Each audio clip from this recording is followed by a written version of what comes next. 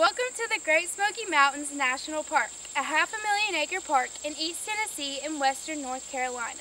It's early August, and today we will be beginning a series of expeditions through Cades Cove in Blount County, Tennessee in order to photograph wildlife and their offspring. Hopefully does with fawns, maybe bears with cubs, and really anything else we can find. Since the loop is closed to vehicles on Wednesday and Saturday mornings, let's go bike the cove. This fawn was born in the last few weeks, but its life began 7 months ago, when the bucks and rut breed with the fertile does. It is no accident that fawns are born in midsummer, when grasses and leaves are plentiful and the weather is warm. It is actually the result of natural selection. If this fawn was born in October, there would not be enough food to support the tremendous growth rate, and the fawn would die. But those born in the summer have enough resources to survive, thus passing on the genes that lead to this precise reproductive timing. Here we see a stunning example of male deer or bucks. Since the mating season is still a few months away, these males have yet to shed their velvet and begin their solitary territorial search for does. The fuzzy covering you see on the antlers is the velvet, and it means that the rack is still developing. Velvet is actually a skin-like covering responsible for delivering blood and nutrients to the growing antlers. Antler growth begins in spring as increasing day length triggers critical hormone changes, testosterone production especially. Testosterone levels will continue to build until they peak in late summer and fall. At this point, the bucks will shed their velvet and begin their famous sparring. A common misconception concerning the sparring is that it's antagonistic. It's actually much more playful in reality. Once mating is complete, usually by mid to late winter, testosterone levels drop and the antlers fall off. This can also allow the herd behavior seen here. The fact that there are so many white-tailed deer here in the Great Smoky Mountains National Park is really a recent occurrence. Prior to European settlement, natural predators such as mountain lions and red wolves kept the populations in check. With settlers arriving, though, deer populations decreased due to overhunting and pressure from dogs. Indeed, in 1940, the superintendent of the Great Smoky Mountains National Park wrote that the white-tailed deer population had been reduced to the point where natural recovery was doubtful. But the protection of habitat combined with the reduced pressure from dogs, restrictions on hunting, and the elimination of predators led to a tremendous increase in deer populations in the late 1900s. Today, white-tailed deer are one of the most often seen animals here. We were also lucky enough to see a prime example of the park's most notorious and popular animal, the black bear.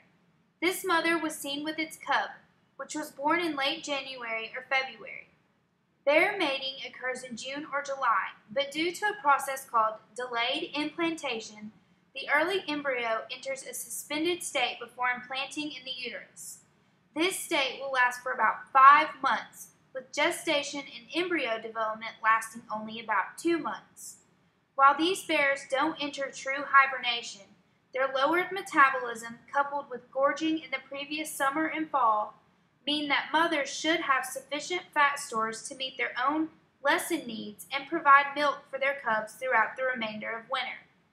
Once spring arrives, the mother and her litter, ranging from 1 to 6 cubs, will leave the den to forage on new shoots and stems of plants. This will continue until late summer and early fall. At this time, the bears' diets will shift to berries and nuts. Cubs will remain with their mothers for about 18 months. Turkey are the largest species of bird in the cove and are polygamous. Males, or gobblers, begin calling to attract females in early March. A single male will mate with numerous hens, and while a single mating is usually sufficient to fertilize eggs, hens will also commonly mate with more than one male.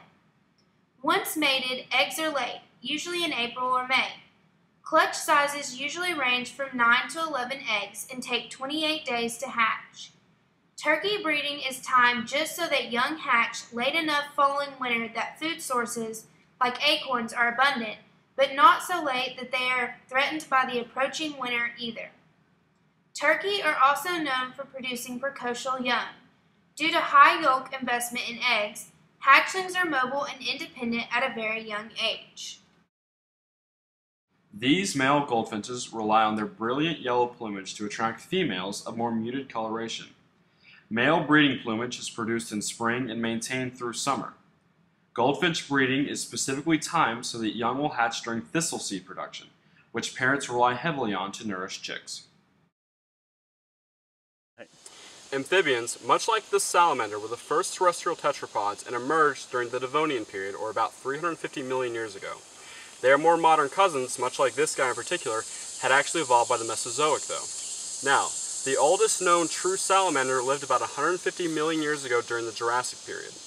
Today, there are more than 440 species worldwide, 31 of which are found here in the Smokies. This area is actually somewhat famous for a particular family of these salamanders, the Plephodontids. These salamanders are known more commonly as the lungless salamanders. These organisms rely completely on the diffusion of dissolved oxygen across their thin, membranous skin. This means that they are very reliant on water, much like these cold streams we find in the Smokies. Their thin skin also means that they are very sensitive to pollution. Now, I mentioned that the Smokies were somewhat famous for these salamanders. This is because of the incredible richness and diversity of the species that can be found here. In fact, it is thought that these salamanders actually evolved here from a long predecessor a very, very long time ago. These spotted dusky salamanders lay clutches of eggs in late May and early July, usually of about 20 eggs per clutch. These eggs are cream-colored or white and are only a few millimeters in diameter. They are usually deposited under rocks and are very difficult to identify, if even to find. Larvae will usually hatch in about a month, ranging from late July and into early fall. So we've had a great time biking Cades Cove Loop. What we've learned is that no matter what organism you're talking about, whether it be a black bear, a white-tailed deer, or a salamander, the reproductive timing of that organism is very fine-tuned to match resource abundance. So come out to Cades Cove and see what you can find.